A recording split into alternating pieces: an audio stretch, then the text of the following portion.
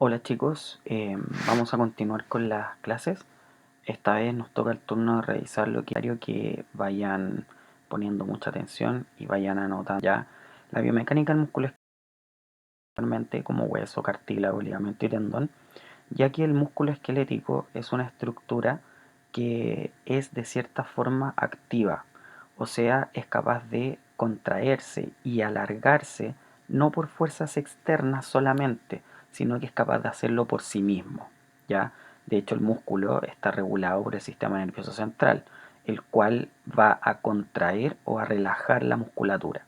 Entonces acá en el músculo no nos vamos a centrar mucho en lo que son las curvas stress-strain y todas esas cosas porque el músculo no responde mucho a eso, ¿ya?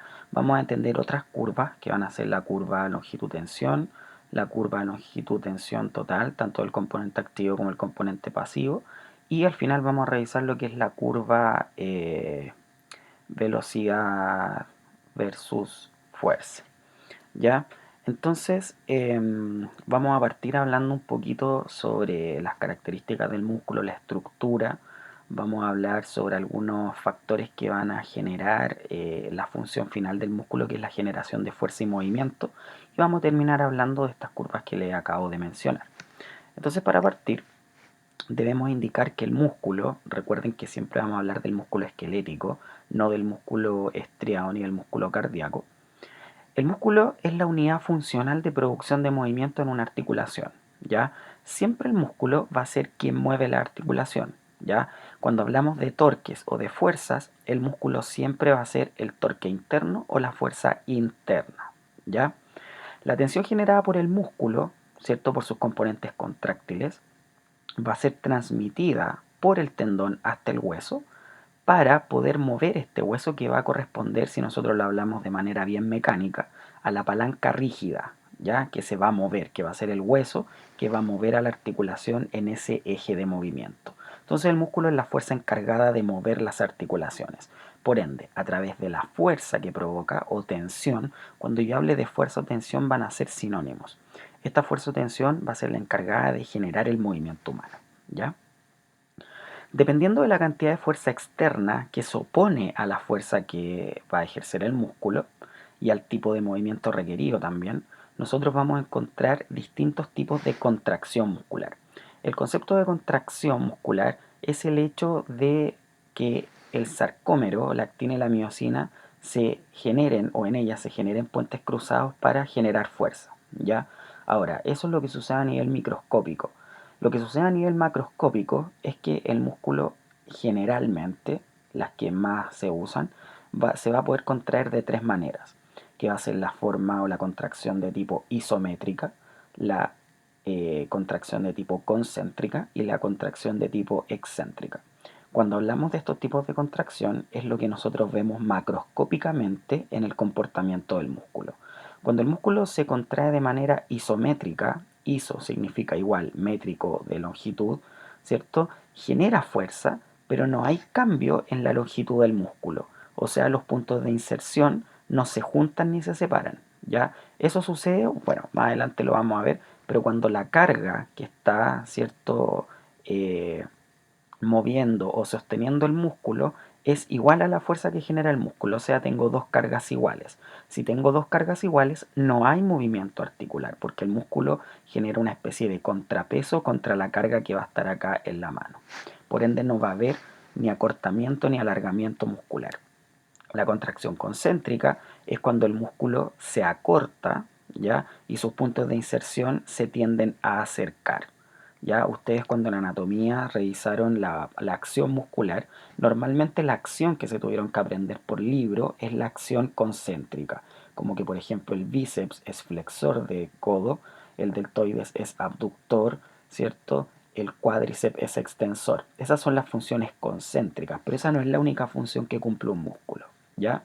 Y por último vamos a tener la contracción excéntrica, que es cuando el músculo genera tensión o fuerza, pero se alarga, ¿ya? Eso ocurre cuando la carga externa al músculo es mucho mayor que la fuerza que está generando el músculo. Por ende, el músculo tiende a alargarse, los puntos de inserción tienden a separarse. Eso lo vamos a ver más adelante en ciertos dibujos que vamos a revisar. Entonces esto es importante, el músculo es la unidad funcional de producción de movimiento y de fuerza, genera el torque interno. Esta fuerza es transmitida a través del tendón, que nosotros ya vimos más o menos cómo se comportaba el tendón, y dependiendo de la cantidad de fuerza externa se va a poder contraer de tres maneras: isométrica, concéntrica y excéntrica. Si nosotros vamos a revisar la estructura del músculo, ¿cierto? Acá podemos ver un músculo que va a corresponder al músculo bíceps braquial. Vamos a ir viéndolo desde lo más chico hacia lo más grande. La unidad más pequeña, ¿cierto?, que va a ser la unidad funcional del músculo, se va a denominar sarcómero, ¿ya? Este sarcómero, probablemente ustedes ya lo han visto, ya lo han revisado en alguna otra asignatura, va a estar compuesto por filamentos. En el sarcómero vamos a tener filamentos delgados y gruesos, que son los que normalmente se estudian, siendo los filamentos delgados la actina, ¿cierto?, y los gruesos la miosina, que van a generar estos llamados puentes cruzados, ya que esto responde a la teoría de los filamentos deslizantes que vamos a ver más adelante también, que es la teoría que habla sobre el mecanismo de contracción muscular. Por otro lado, voy a tener otros filamentos que no se estudian tanto, pero son extremadamente importantes, que es la titina, que van a ser los filamentos elásticos, y la nebulina, que van a ser los inelásticos. Nosotros vamos en esta asignatura a hablar principalmente de lo que es la actina y la miosina como generadores de puentes cruzados y por ende generadores de fuerza y contracción muscular. Entonces cuando yo tengo acá, ¿cierto?, varios sarcómeros, fíjense, acá tengo uno, acá tengo dos, acá tengo tres, cuatro. Estos sarcómeros van a formar una miofibrilla, que es esto que está acá. Una miofibrilla son varios sarcómeros. Varias miofibrillas van a formar una fibra muscular. Fíjense que acá adentro tengo muchas miofibrillas. Esta fibra muscular es la célula del músculo. Recuerden que en el hueso teníamos que la célula era el osteocito, en el cartílago era el condrocito, ligamento y tendón era fibroblasto, y acá en el músculo la célula es la fibra muscular. Varias fibras musculares, fíjense acá, que van a conformar fascículos, y varios fascículos van a conformar al músculo en general, ¿ya? Entonces, lo importante acá, chiquillos, es que la unidad funcional es el sarcómero, ¿cierto? Con sus filamentos gruesos, que van a ser la miosina, y sus filamentos delgados, que van a ser la actina. Y acá, entre esta zona de aquí y la miosina, va a haber una zona elástica que va a ser la titina. Va a estar acá la titina. Después la vamos a dibujar si es que podemos, para que logren entender cómo funciona. Acá tengo la estructura de un sarcómero, ¿ya? De hecho, acá tengo dos sarcómeros. Tengo el sarcómero 1 y tengo el sarcómero 2.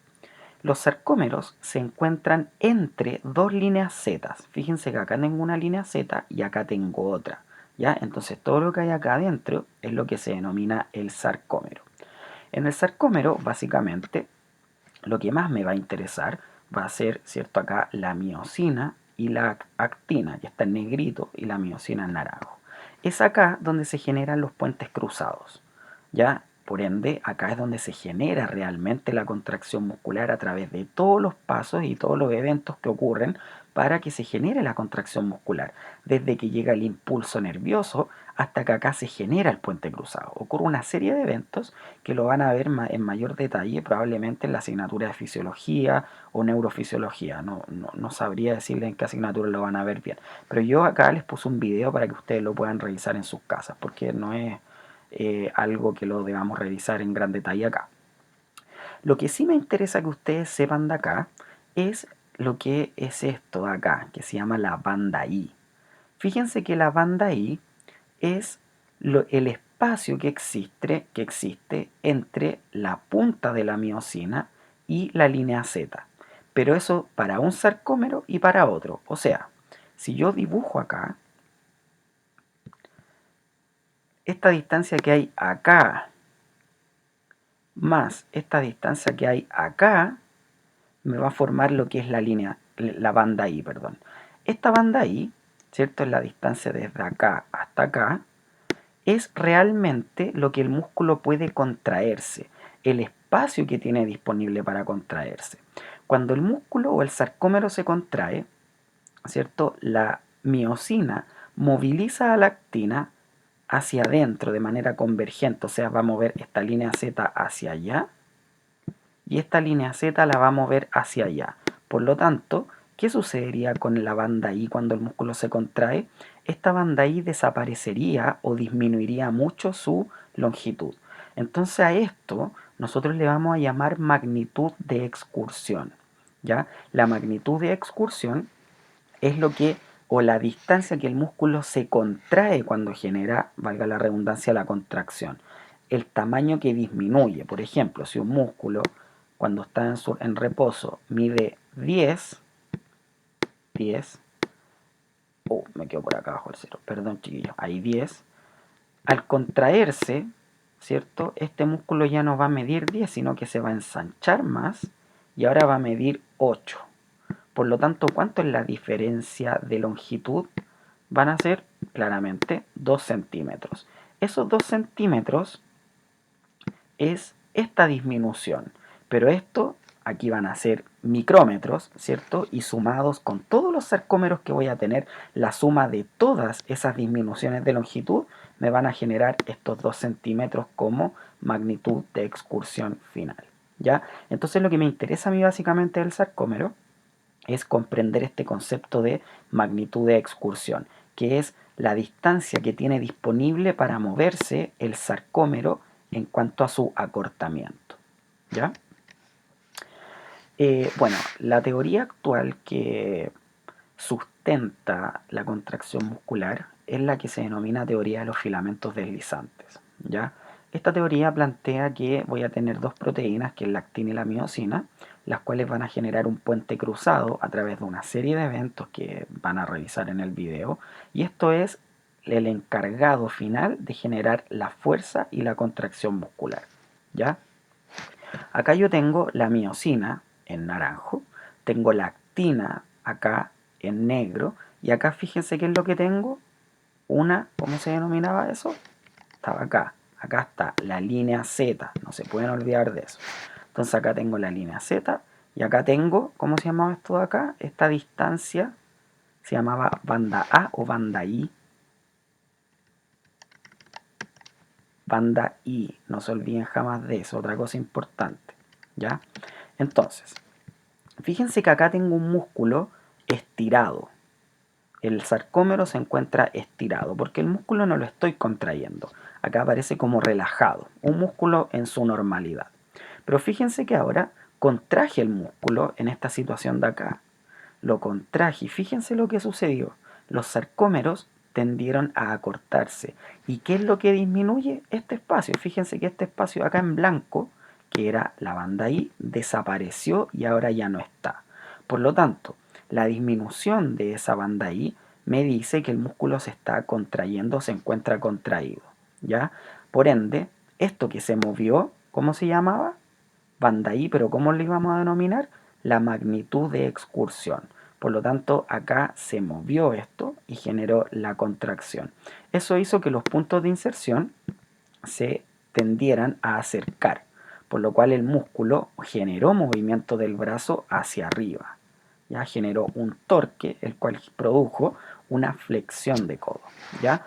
Entonces, lo que me importa acá que entiendan es que cuando el músculo está relajado, existe un espacio acá, que es la banda I, que es la distancia disponible para que el sarcómero se pueda contraer. Y cuando el músculo se contrae ya no tengo más espacio, por lo tanto este músculo, este sarcómero, es imposible que se siga contrayendo. ¿Ya? Tiene un límite de contracción, ojo con eso. Es por eso que yo no puedo generar fuerza infinita, sino que tengo un límite de fuerza, lo que cuando uno hace deporte le denomina la repetición máxima, que es la máxima cantidad de peso que puede soportar, ¿ya? Entonces de ahí yo ya no puedo soportar más peso, porque mi músculo o mi sarcómero no puede seguir juntándose, porque no tiene más espacio.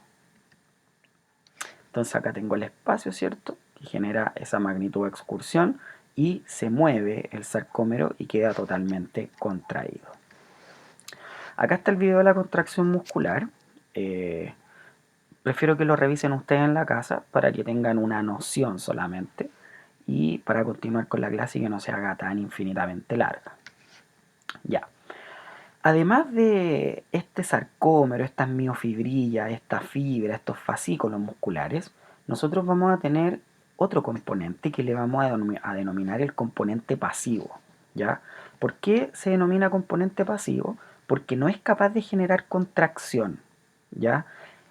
La fibra muscular, junto con todo el músculo, ¿cierto? Bueno, la fibra, que es la unidad funcional, es capaz de generar contracción. Perdón, la unidad funcional es el sarcómero. Hartos sarcómeros generan una fibra.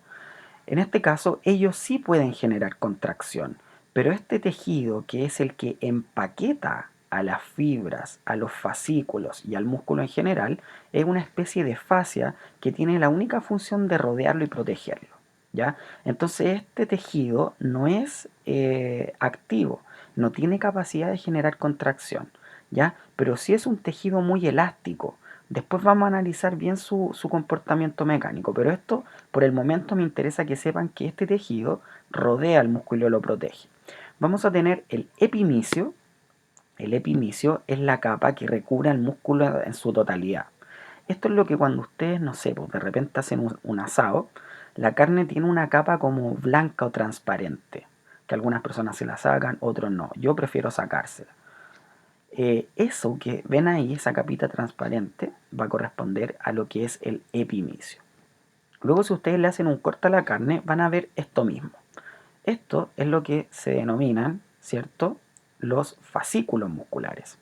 Cada fascículo va a estar rodeado o lo va a estar empaquetando lo que se denomina el perimicio, ¿ya? Entonces tenemos epimicio, que rodea el músculo en su totalidad, la fascia que se ve, el perimicio, que rodea a los fascículos, que está acá en verde. Fíjense que cada uno tiene un color: azul, ese verde y el otro naranjo.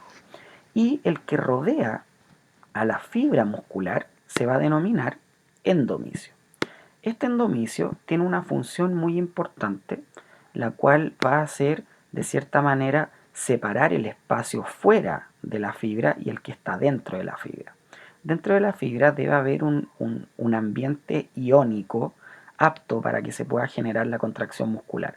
Por lo tanto, esto es como un aislante eléctrico para que acá adentro pueda ocurrir todo lo que ocurre normalmente. Ya todo lo que ustedes vieron del video anterior debe ocurrir en un ambiente estrictamente cerrado, ¿cierto? Que va a estar protegido por este endomicio. Entonces, a estas estructuras, el epimicio, perimicio y endomicio, van a ser componentes pasivos. También nosotros le vamos a llamar componentes elásticos en paralelo, ¿ya? Porque yo tengo el músculo acá, perdón por lo feo que me queda, el músculo, y estas estructuras van a estar paralelas al músculo, rodeándola en toda su extensión. Por eso se denominan componentes paralelos. Ya se encuentran en toda la longitud del músculo, ¿cierto? Encapsulándolo o enrollándolo de cierta manera. Bueno, habíamos dicho en la segunda diapositiva que una de las funciones principales del músculo era generar movimiento a través de la producción de fuerza. Entonces, acá volvemos a repetir que una de las funciones esenciales del músculo es la capacidad de producir movimiento articular. Ahora, ese movimiento articular yo lo voy a denominar ROM, que significa Range of Movement o rango de movimiento. El rango de movimiento nosotros podemos clasificarlo en el movimiento pasivo o ROM pasivo y el ROM activo. El ROM pasivo es aquel que está dado por fuerzas externas, que es cuando usted toma la articulación de un paciente y la mueve usted, o la mueve una fuerza externa, pero que no está producida por un músculo, por eso se denomina pasivo. Este ROM pasivo, para hablar bien someramente de él, depende básicamente de las formas de las superficies articulares y del tejido blando periarticular. Por ejemplo, ¿a qué me refiero con el tejido blando periarticular? Principalmente a la indemnidad de los ligamentos. Este rango de movimiento se refiere a cuánto puedo moverme en grados. Por ejemplo, si yo parto desde posición anatómica y llego a la abducción de hombro máxima, me estoy moviendo 180 grados. Entonces, para que se puedan producir esos 180 grados, debe haber una superficie articular indemne y también debe existir un tejido blando periarticular indemne. Indemne significa que esté sano, ¿ya? Si tengo un ligamento roto, por ejemplo, el movimiento va a ser excesivo. Y cuando el movimiento es excesivo, yo lo denomino una inestabilidad. Por lo tanto, ese movimiento va a estar alterado. En el caso de que tenga, por ejemplo, una retracción de algún ligamento o esté menos elástico, me va a limitar el movimiento. Por ejemplo, cuando hago la abducción, los ligamentos que limitan la abducción van a ser el ligamento glenohumeral inferior. Si el ligamento glenohumeral inferior en un paciente se encontrara más acortado, por decirlo de cierta manera, va a tensarse antes y va a limitar el ROM pasivo de esa persona. Ya no va a llegar a los 180, sino que va a llegar a los 160, 150. Y eso es una limitación al rango. Lo opuesto era cuando había un ligamento roto, que iba a generar hipermovilidad y eso se llamaba inestabilidad. El ROM activo, por otro lado, ¿cierto? Que es el que aquí me interesa porque este es el que genera el músculo, dado por la actividad muscular, va a depender básicamente de la tensión muscular que es transmitida al hueso, ¿cierto? Porque dijimos que el músculo se contraía, transmitía esa tensión al hueso y el hueso era el que se movía. Por lo tanto, lo importante acá es cuánta fuerza le llega al hueso. Ahora, cuánta fuerza le llega al hueso y cuánto es capaz de acortarse el músculo, eso lo vamos a denominar la magnitud de excursión, ¿ya? Algo que ya hablamos un poquito. Entonces la magnitud de excursión, o sea, cuánto se acorta el músculo, dijimos que un músculo, por ejemplo, en la normalidad medía 10 y cuando se acortaba medía 8. Esa diferencia, que son 2 centímetros, va a estar dado por la longitud de las fibras musculares, qué tan largo sea el músculo, y por la longitud del brazo de palanca, que son dos conceptos súper importantes que vamos a revisar a continuación. Hablemos primero de la longitud de las fibras. Tal como dice acá, el sarcómero tiene la capacidad de acortarse o contraerse hasta igualar la longitud de la molécula de miosina. ¿Se acuerdan que teníamos acá? Fíjense, acá se ve. Acá veo dos sarcómeros. Esos dos sarcómeros pueden acortarse esta distancia, ¿cierto? Que vamos a suponer que es 1, ¿cierto? 1. Fíjense que cuando se contrae, esta distancia ya no existe, porque esta distancia es esta diferencia que veo acá, 1. Es lo mismo que se acortó acá. Fíjense que este músculo presenta dos sarcómeros. Estos sarcómeros se encuentran en serie, o sea, uno en filita del otro. Esto se llama sarcómeros en serie. Y hay otra modalidad que son los sarcómeros en paralelo, que es cuando están uno al lado del otro. ¿Ya? Esto se denomina sarcómero en paralelo y esto cuando están en filita, sarcómeros en serie. Entonces fíjense que si tengo acá dos sarcómeros, obviamente en un músculo jamás voy a tener dos sarcómeros, tengo millones, pero esto es para demostrar solamente, voy a poder acortarme uno. Pero fíjense que cuando tengo 1, 2, 3, 4 sarcómeros, acá voy a poder acortarme 1, 1, acá voy a poder acortarme 1, porque tengo otra banda ahí, y acá voy a poder acortarme otro más, porque tengo otra banda ahí.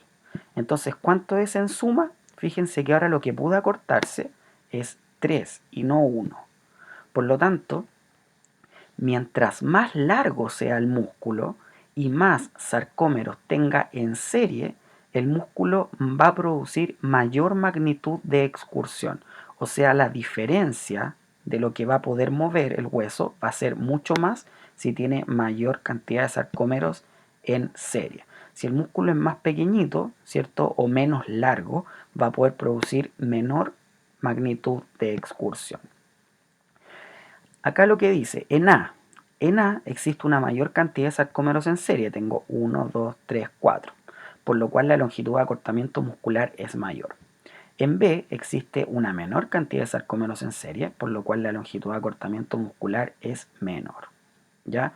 Entonces, si nosotros comparamos, por ejemplo, la longitud del músculo cuádriceps, el largo de él, con el músculo tibial anterior, vamos a ver que el músculo cuádriceps es mucho más largo, por lo tanto va a tener una mayor magnitud de excursión. Eso significa que va a producir mayor rango de movimiento. Ese es uno de los factores, la longitud de las fibras. Mientras más largo sea el músculo, mayor cantidad de rango va a poder mover. Que es lo mismo que dice acá. La longitud de acortamiento es igual a la sumatoria de los sarcómeros en serie. Mientras mayor cantidad de sarcómeros tenga en serie, mayor longitud de acortamiento voy a tener. Son, por decirlo de cierta manera, directamente proporcionales. La otra variable muy importante es la longitud del brazo de palanca.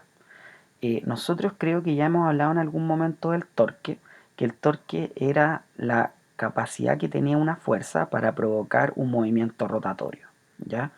La fórmula del torque no deben olvidarla. El torque es igual a la fuerza, a F, multiplicado por el brazo de palanca. ¿Y qué era el brazo de palanca? El brazo de palanca es la distancia que existe entre el punto de aplicación de la fuerza y el eje de movimiento. Si yo tengo acá una palanca, supongamos un hueso, acá tengo la articulación, acá tengo el músculo, ¿cierto? Que va a ser la fuerza. Esta distancia de acá, del eje hasta el punto de aplicación de la fuerza, va a ser el brazo de palanca, que se mide en metros, ¿ya? Normalmente van a ser 0,0 y algo metros o 0, algo metros, ¿ya? Eso debe quedar claro desde el inicio. Entonces, fíjense que acá tengo un codo, tengo el húmero, tengo el antebrazo, y acá me muestra que tengo dos músculos, un músculo A y un músculo B. Ambos músculos pretenden moverme hasta este rango de movimiento acá, o sea, quieren llevarme desde esta posición hasta esta de acá, ¿ya? Pero ¿cuál es la diferencia entre los dos músculos? Fíjense que este músculo se inserta cercano al eje de movimiento que es la articulación, pero este músculo acá se aleja, o sea, está insertado muy lejos de él. Acá se muestra básicamente lo mismo. Este es el eje de movimiento que vendría siendo la articulación. Esta línea de acá vendría siendo el brazo en la posición inicial, y acá, perdón, el antebrazo en la posición inicial, y esta otra línea de acá vendría siendo el brazo en la posición final, el antebrazo, perdón, esto de acá. Acá tengo el músculo A y acá tengo el músculo B. Ahí está, músculo A, músculo B, el rango de movimiento que quiere provocar, el objetivo que es mover hasta ese rango de movimiento. Y surge la pregunta, ¿qué músculo debe acortarse más para producir la misma cantidad de movimiento? O sea, ¿qué músculo debe generar mayor magnitud de excursión? Para responder eso, nosotros podemos ver acá. Fíjense que para moverse desde aquí hasta acá, el músculo se tuvo que acortar esa distancia, que es como la longitud de la flecha, el músculo A. Y en el músculo B, fíjense que para lograr el mismo rango de movimiento, tuvo que acortarse más, o sea, tuvo que generar mayor magnitud de excursión, ¿cierto? Entonces, ¿cómo respondo a esa pregunta? ¿Qué músculo debe acortarse más para producir la misma cantidad de movimiento? El músculo B. El músculo B debe acortarse más, ¿ya? Pero fíjense que el músculo A no debe acortarse tanto para generar ese rango de movimiento, o sea, debe generar una magnitud de excursión más corta. Eso significa que el músculo A es más eficiente que el B, porque el músculo A no necesita generar tanta contracción para mover el antebrazo. En cambio, el músculo B debe generar mucho más acortamiento para mover un determinado rango de movimiento. Entonces, por eso que yo digo que el músculo A es más eficiente que el músculo B para generar movimiento, ¿ya? Entonces, ¿qué quiere decir esto? Esto quiere decir que mientras un músculo tenga menor brazo de palanca, más eficiente va a ser para provocar rango de movimiento, porque un pequeño acortamiento que sufra un músculo va a generar un amplio rango de movimiento, que es lo que puedo ver acá. Este se inserta más cerca y para mover hasta esta longitud o hasta esta posición final se tuvo que acortar muy poquito, solo eso. En cambio, este músculo B, que tenía mayor brazo de palanca, para llegar a la misma posición tuvo que acortarse todo eso. Por ende, el músculo A es más eficiente. Es por eso que los músculos en general están insertados muy cerca de las articulaciones. De hecho, esta situación A es la inserción original que tiene el músculo bíceps braquial, que es la tuberosidad del radio, ¿ya? Lo mismo pasa, por ejemplo, con el cuádriceps. El cuádriceps en la tibia se inserta muy cercano a la articulación. Eso es para ser más eficiente mecánicamente. Tiene que acortarse menos y ese menor acortamiento influye en que tenga que gastar menor energía para producir la misma cantidad de movimiento que un músculo que se insertase más lejos, ¿ya? Cuando hablo de arquitectura muscular, que es otro concepto importante, hablo básicamente de la forma que tienen los músculos, ¿ya? Yo voy a encontrar distintas formas en distintos músculos. Por ejemplo, acá voy a tener un músculo plano, ¿ya? El músculo plano, ¿cierto? Es un músculo que su nombre lo dice, es bastante ancho, es largo y muy poco profundo, ¿ya? Es bastante plano, el sartorio es así. Fíjense que sus fibras nacen de un tendón y se insertan en el otro tendón. No hay ningún tendón intermedio, ni una aponeurosis, nada de eso. Acá tengo otro tipo de músculo que se denomina músculo fusiforme, que es por ejemplo el músculo bíceps braquial. Este, al igual que el músculo plano, ¿cierto? Nace de un tendón, aparece el músculo que está acá y luego termina en otro tendón acá. No hay un tendón intermedio ni nada de eso. Este músculo bíceps braquial es un músculo fusiforme que tiene dos cabezas. Tiene la cabeza larga y la cabeza corta. Cabeza larga, recuerden que se inserta en el tubérculo supraglenoideo y la cabeza corta se inserta en el proceso coracoides. Por otro lado, voy a tener músculos unipenados, ¿ya? Los músculos penados, fíjense que acá tengo unipenado, bipenado y multipenado.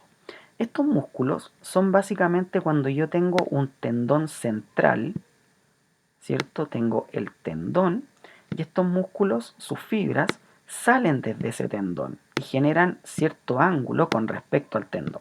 Por ejemplo, si estas fibras nacieran solo para allá, ¿cierto? Se denominaría músculo unipenado. Si es que sacara fibras para acá, se denominaría músculo bipenado porque tiene para un lado y para el otro. Y así tenemos, por ejemplo, también músculos multipenados que no lo voy a dibujar porque me va a costar mucho. Entonces acá, ¿cierto? Tengo un tendón central, perdón, tengo un tendón central por el cual salen fibras en distintos sentidos. ¿Ya? No es como estos de acá que tengo un tendón en un extremo y un tendón en el otro extremo y lo que hay al medio es puro músculo, sino que acá si yo analizo lo que hay en el medio, fíjense que tengo músculo y tengo tendón, ¿ya? Entonces estos van a ser los penados, que tienen básicamente un ángulo con respecto al tendón. En estos de acá, que es el fusiforme, fíjense que acá voy a tratar de dibujar un músculo fusiforme bien. Tengo el tendón, el músculo, el tendón. Qué feo quedó, no, perdón. Ahí está. Entonces fíjense que las fibras musculares, que son estas de acá, están paralelas, perdón, en serie al tendón. ¿Ya? Tengo tendón, músculo, tendón. En cambio en este de acá, tengo tendón y músculo a la vez. Ya no es que tenga en un extremo tendón y en el otro, sino que en casi todo su recorrido del músculo voy a tener un tendón central. Ya, hablemos de las características de cada uno de estos. Los músculos paralelos o fusiformes, en estos músculos las fibras musculares se orientan paralelas al eje de su tendón. O sea, si el eje del tendón es este, y acá tengo el músculo, las fibras del tendón van a ser paralelas a él. Fíjense que siguen el mismo recorrido de arriba hacia abajo. ¿Ya? Debido a esto, su área de sección transversal fisiológica es igual a su área de sección transversal anatómica. No se preocupen porque ya vamos a explicar eso. Estos músculos fusiformes, y esto es muy importante que lo anoten también, es que tienen mayor capacidad para producir rango de movimiento y velocidad. Estos producen ROM, ¿ya? Porque son músculos que son bastante largos, por lo tanto tienen muchos sarcómeros en serie. Y si tenían muchos sarcómeros en serie, vamos a esa diapositiva, decimos que tienen una mayor, ¿cierto?, capacidad de acortamiento, por lo tanto producen mayor ROM. Por otro lado, voy a tener los músculos penados, fíjense que están acá. En estos músculos, las fibras musculares se orientan anguladas con respecto al eje de su tendón. Acá tengo el eje del tendón y fíjense que las fibras se orientan con un determinado ángulo, ¿ya? Debido a esto, su área de sección transversal fisiológica es mayor que su área de sección transversal anatómica. Estos músculos penados van a tener mayor capacidad para producir fuerza y tensión. O sea, los músculos fusiformes generan más movimiento y velocidad y por otro lado los músculos penados son más capaces de producir mucha fuerza. Claros ejemplos tengo acá. El músculo tibial anterior es un músculo principalmente que genera rango de movimiento, me genera mucha dorsiflexión y controla también el movimiento. No es un músculo que necesite grandes cantidades de fuerza. De hecho, yo no tengo un gran tibial anterior, no me serviría de nada tener un tibial anterior gigante. Por otro lado, tengo el músculo tricepsural, ¿cierto? Que es el encargado de generar mucha fuerza. Y esta fuerza la va a generar básicamente en la fase de propulsión de la marcha. Cuando yo estoy caminando con el pie que tengo en apoyo y levanto el talón, en ese momento el pie debe elevar todo el peso de mi cuerpo para que avance hacia adelante. Por ende, este músculo debe ser capaz de soportar todo el peso del cuerpo y de hecho elevar el peso del cuerpo. Por ende, es penado para producir mucha fuerza y tensión. Ahora vamos a hablar de lo que es el área de sección transversal anatómica y fisiológica en esta imagen. Esto sigue correspondiendo a lo que es la arquitectura muscular. De hecho, en la arquitectura muscular hay mucho por estudiar. Yo les voy a mostrar lo más simple. Este músculo de acá, ¿cómo se denominaría? Fíjense que tengo tendón, músculo, tendón. Sus fibras están paralelas al eje del tendón. Eso se llama músculo fusiforme. Y acá tengo un músculo penado. Fíjense que tengo un tendón y tengo fibras, ¿cierto?, que tienen una determinada angulación con respecto a ese tendón. En esta imagen ustedes pueden ver estas fibras, ¿cierto?, que van hacia abajo y tengo dos líneas que atraviesan al músculo. Tengo una línea continua y tengo una línea punteada. La línea continua va a corresponder al área de sección transversal fisiológica y eh, la línea punteada va a corresponder al área de sección transversal anatómica. Fíjense que en cuanto a longitudes, en este caso el músculo fusiforme, el área de sección transversal anatómica tiene la misma longitud que el área de sección transversal fisiológica. ¿Cuál es la diferencia entre ambas? El área de sección transversal anatómica lo que hace es medir de cierta manera el ancho que tiene el músculo. Desde aquí hasta acá. Eso mide el área de sección transversal anatómica. ¿Cuán ancho es el músculo? El área de sección transversal fisiológica es otra cosa. El área de sección transversal fisiológica se mide con una línea que va a atravesar perpendicularmente las fibras musculares, o sea, las atraviesa con un ángulo de 90 grados. Y esta área de sección transversal fisiológica me indica cuánta cantidad de fibras musculares tengo en una determinada área. Entonces, el área de sección transversal anatómica me mide el ancho del músculo, nada más que eso, y el área de sección transversal fisiológica, cuántas fibras musculares tengo en una determinada área. Entonces, fíjense que en el músculo fusiforme, el área de sección transversal anatómica es igual al área de sección transversal fisiológica, no tienen diferencia. Pero fíjense que acá, en este músculo, que es un músculo penado, estas longitudes cambian, ¿ya? Fíjense que de aquí hasta acá es el ancho del músculo. Por lo tanto, esta línea punteada es el área de sección transversal anatómica. Pero esta línea, ¿cierto?, que es negra, está atravesando las fibras musculares perpendicularmente a ellas.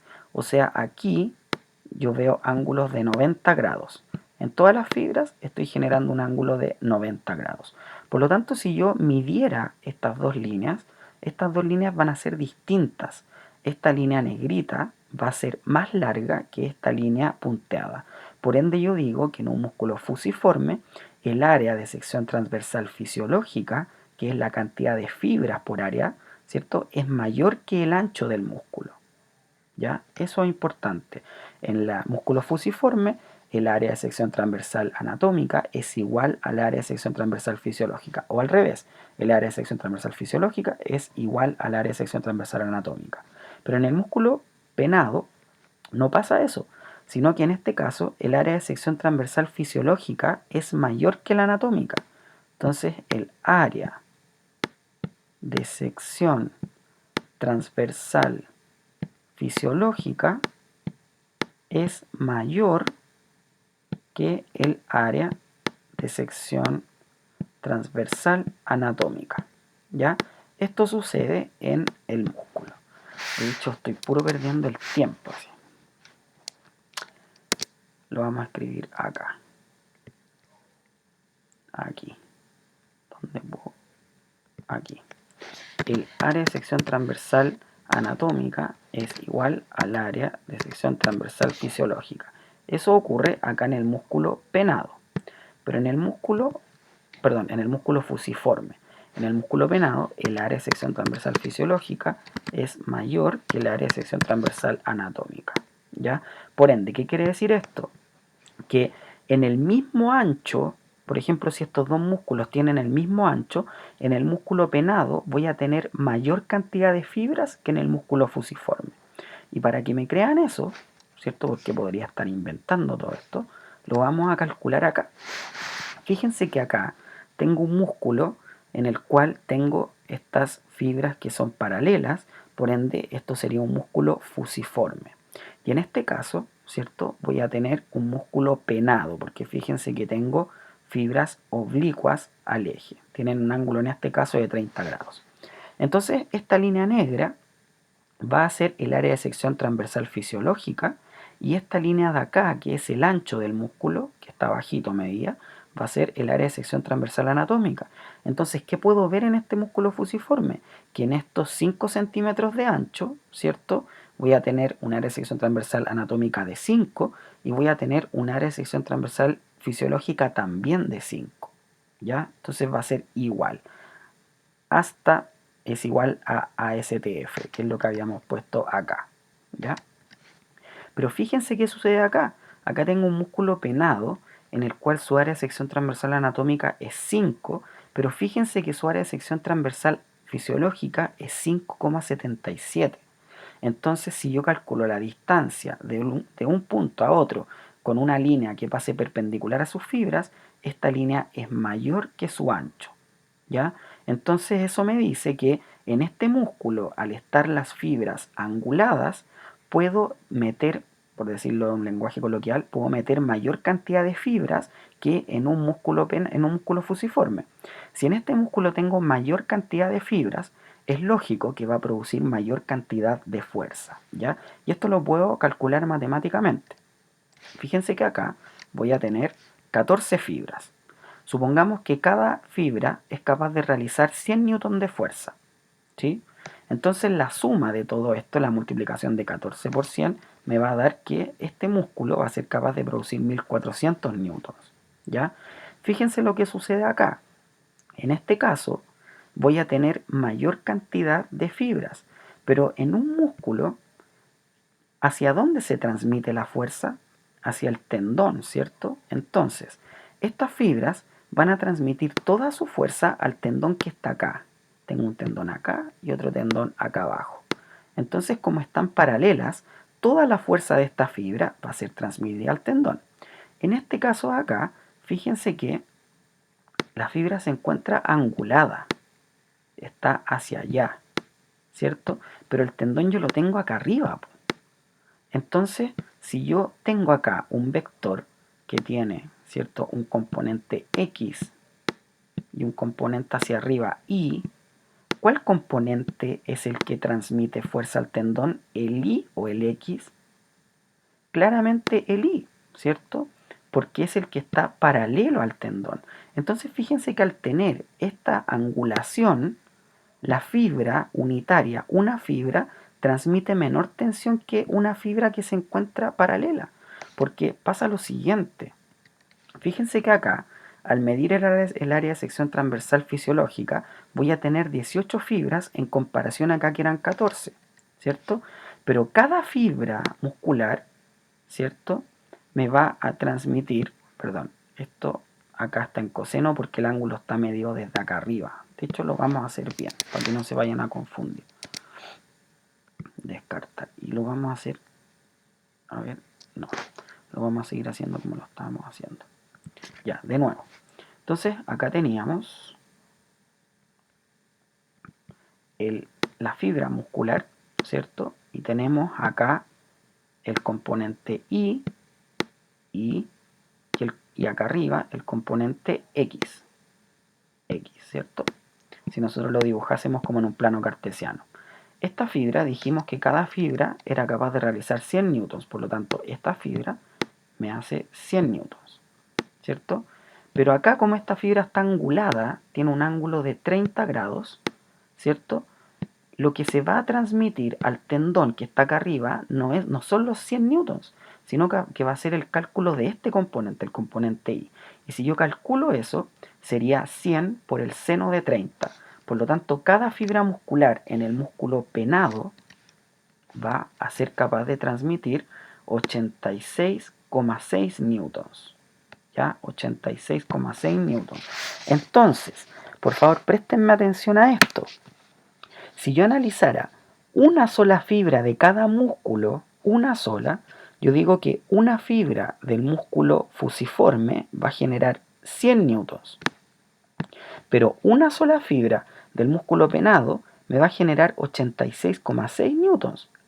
Entonces, si yo hago el análisis por solo una fibra, yo podría decir que así, analizando una sola fibra, la fibra del músculo fusiforme genera mayor fuerza que el músculo penado.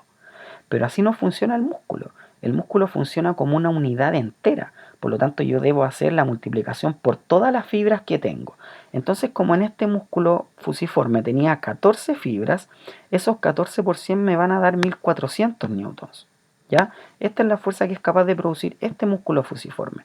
Pero en este caso, el músculo penado, recuerden que tenía un área de sección transversal fisiológica mayor. Por lo tanto, iba a tener 5,77 centímetros. En esos 5,77 centímetros iban a caber 18 fibras. Más fibras que acá. Acá cabían 14. Entonces, tengo mayor cantidad de fibras, pero cada fibra genera menor fuerza que las de acá. Entonces, cada fibra genera 86,6. Pero ahora eso lo multiplico por 18.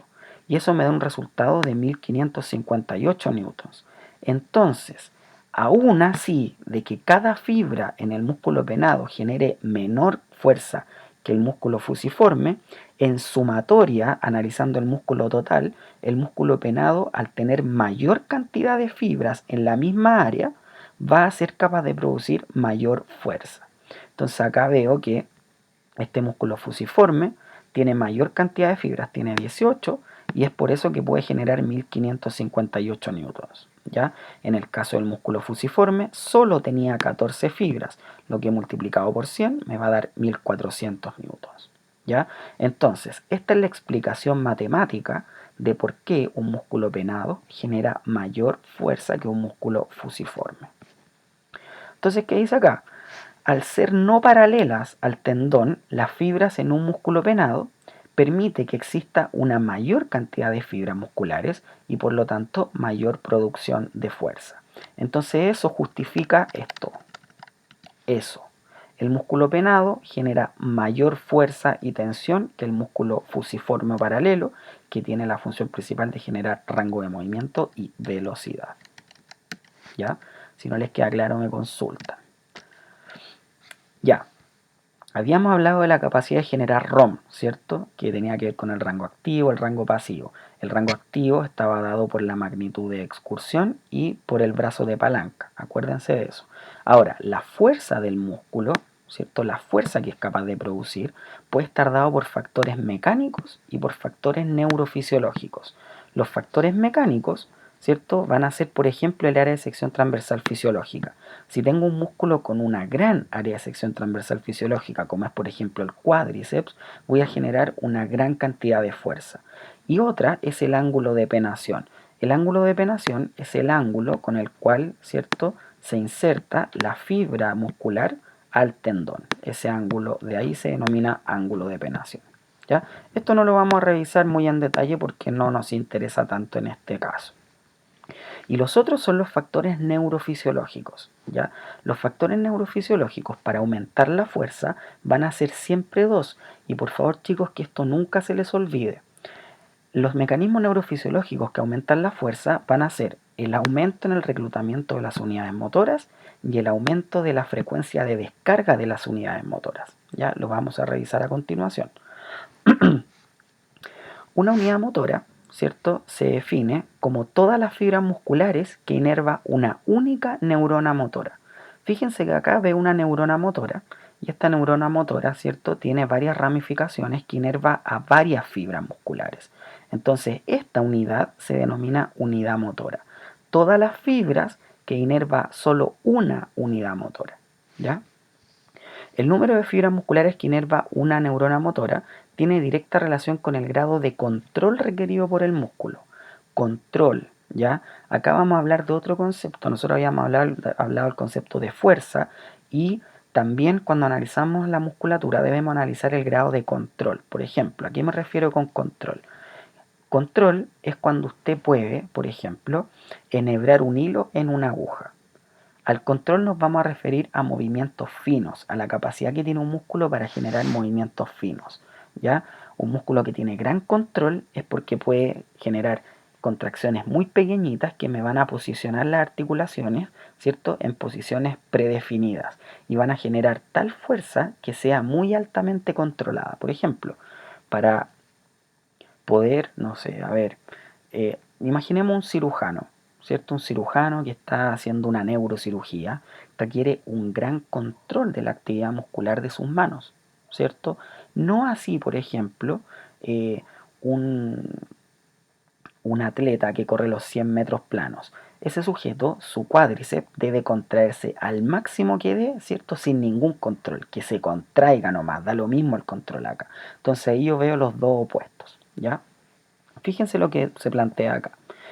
Músculos que requieren gran control, ¿cierto? Como por ejemplo los músculos oculares que posicionan la vista, ¿cierto? En los distintos puntos del espacio, o los músculos de la mano, como por ejemplo los de un kinesiólogo también.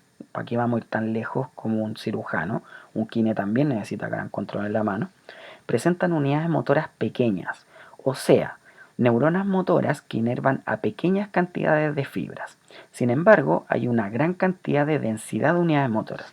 Después lo vamos a ver en un dibujo para que quede bien claro. Por otro lado, músculos que requieren poco control, como por ejemplo los gastrocnemios o glúteo mayor, o también cuádriceps, presentan unidades motoras grandes, o sea, neuronas motoras que inervan a grandes cantidades de fibras. Sin embargo, en este caso hay una menor densidad de unidad motora, ¿ya? Recuerden lo que es la unidad motora, ¿cierto? Esta unidad que tiene relación con la neurona motora y la cantidad de fibras que inerva. En este caso podemos ver que esta unidad motora inerva una, dos, tres, cuatro fibras musculares, ¿ya? Esta imagen intenta esclarecer todo lo que aparecía al final, o sea, en la diapo anterior. Acá, en estos círculos azules, voy a tener las neuronas motoras, ¿ya? Y acá, ¿cierto? Son las unidades motoras, porque es la unión entre la neurona motora y las fibras musculares. Fíjense que este músculo tiene unidades motoras pequeñitas. Fíjense que una neurona motora inerva a tres fibras musculares. Uno, 2, 3. Estas también. Uno, 2. Uno, 2, 3. Uno, 2, 3. O sea, en este músculo tengo una alta densidad de neuronas motoras. Fíjense, tengo 1, 2, 3, 4, 5, 6, 7, 8, 9, 10, 11, 12, 13, 14. Estas 14 neuronas motoras, ¿cierto? Van a inervar a poquitas fibras. Por lo tanto, son unidades motoras pequeñas, ¿ya? Esta es, déjenme escribirlo acá encima. Esta sería una unidad motora pequeña, la de este músculo, ¿cierto? Y por otro lado, fíjense que en este músculo tengo cuatro neuronas motoras. Una, dos, tres, cuatro. Pero fíjense que acá estas neuronas motoras inervan a una gran cantidad de fibras. Fíjense que esta inerva 1, 2, 3, 4, 5, 6, 7. 1, 2, 3, 4, 5, 6, 7, 8, 9. No, son 8. A 8 fibras. Esta de acá 1, 2, 3, 4, 5, 6, 7, 8. Y así sucesivamente. Entonces yo digo que esta neurona motora, o esta unidad motora, perdón, unidad motora es grande, ¿ya? Cuando tengo una unidad motora pequeña, digo también que tengo una alta densidad de ¿qué cosas? De neuronas motoras. Porque en este caso, ¿tengo cuántas? Tengo 1, 2, 3, 4, 14 creo que habíamos dicho. Y en este caso, al tener unidades motoras grandes, tengo una baja densidad de neuronas motoras. En este caso, fíjense que tengo unidades motoras grandes, pero tengo solo 1, 2, 3, 4. 4 versus 14. Por ende, yo digo que este músculo, al tener unidades motoras pequeñas y una alta densidad de de neuronas motoras, es un músculo que requiere gran control. Por lo tanto, este músculo podría ser el símil de un músculo ocular o de un músculo de la mano, ¿cierto? Que requiere un gran control. En cambio, este de acá es un músculo más grande, más tosco, por decirlo de cierta manera. En este caso yo podría decir que tengo al gastrocnemio, ¿ya? ¿A qué me refiero con el concepto de control? Imaginemos que el sistema nervioso quiere activar solamente un poquitito el músculo de la mano, muy poquito. Si quiere activarlo muy poquito, va a activar solo a esta unidad motora, a esta que veo acá. Lo voy a hacer acá mejor eso. Si requiero muy poquito control, solo voy a activar a esta. Si activo a esta, fíjense que voy a estar activando a un catorceavo del músculo. O sea, el músculo se va a contraer muy poquito. Si yo requiero más fuerza o que requiero mayor contracción muscular, voy a reclutar a esta neurona motora, que me va a activar ahora, ¿cierto? Otro catorceavo. Y así sucesivamente, si requiero más fuerza sobre este músculo, voy reclutando mayor cantidad de unidades motoras. Si recluto todas estas, voy a tener la contracción del 50% del músculo. Pero fíjense que para lograr la contracción del 50% del músculo, que sería la mitad, debo activar una gran cantidad de unidades motoras. En el caso contrario de un músculo grande, de unidades motoras grandes, si activo una neurona motora, voy a estar activando el cuarto del músculo. O sea, voy a estar generando una gran cantidad de fuerza. Si quiero generar más fuerza, recluto esta otra y ya tengo activo, fíjense que la mitad del músculo. Si requiero más fuerza, activo estas otras dos, ¿ya? Entonces la comparación que hay, ¿cierto? O no hay comparación entre los dos músculos. El músculo que requiere gran control, ¿cierto? Tiene una gran densidad de neuronas motoras que para poder generar mayor fuerza debe activar siempre la mayor cantidad posible. En cambio, si requiere un control muy fino, voy a ir activándolas de a poquitas. En cambio, este músculo de acá que es grande, no.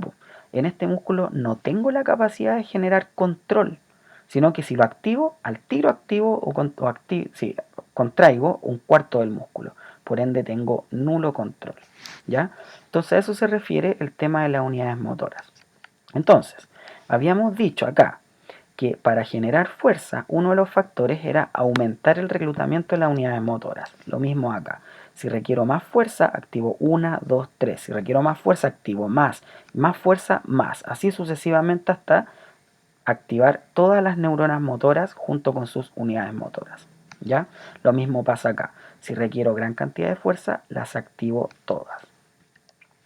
Otro mecanismo es la frecuencia de descarga. La frecuencia de descarga hace referencia a cuántos impulsos eléctricos le voy a dar al músculo, ¿ya? Esto se mide, la frecuencia se mide en hertz. Un hertz es un estímulo por segundo, ¿ya? Acá se puede ver algo así. Fíjense que acá en este gráfico puedo observar una línea que es la línea de tensión muscular y acá abajo, ¿cierto? Voy a tener el tiempo. Fíjense que de acá, hasta aquí, perdón, tengo un segundo. Acá tengo 2 segundos, 3 segundos y así sucesivamente. Fíjense que en este caso se dio un estímulo acá en ese, un estímulo. Un estímulo activó el músculo hasta acá. Se depolarizó la membrana, ¿cierto? La neurona llegó a su pic y luego descendió. Por lo tanto generó 1 de tensión. Fíjense que acá, ¿cierto? O acá arriba, voy a tener una gran cantidad de impulsos en un segundo. Fíjense que tengo 1, 2, 3, 4, 5, 6, 7, 8, 9, 10, 11, 12, si no me equivoqué en contar. Eso significa que si tengo 2 estímulos en un segundo, voy a tener una frecuencia de 12 Hz. Fíjense lo que pasa. A medida que aumento la cantidad de estímulos por segundo, o sea, la frecuencia, empiezo a generar mayor cantidad de tensión, llegando hasta casi los 3 o más de 3, en este caso para ejemplificar. Por lo tanto, si quiero aumentar la tensión y la fuerza del músculo, la primera opción era aumentar las unidades motoras que iban a activar al músculo, que era lo de la imagen, de esta imagen, más unidades motoras. Y la segunda opción es aumentar la frecuencia de descarga de esas unidades motoras. O sea, que esa unidad motora le esté dando estímulo así, pam, pam, pam, pam, pam, pam, pam, pam, pam, al músculo. ¿Ya? Que no le dé solo uno, pam, sino que le dé hartos en un segundo. ¿Sí? Mientras más les dé por segundo, ¿cierto? Voy a lograr mayor tensión muscular. Ya, vamos a dejar hasta acá esta primera parte para que no sea tan latoso.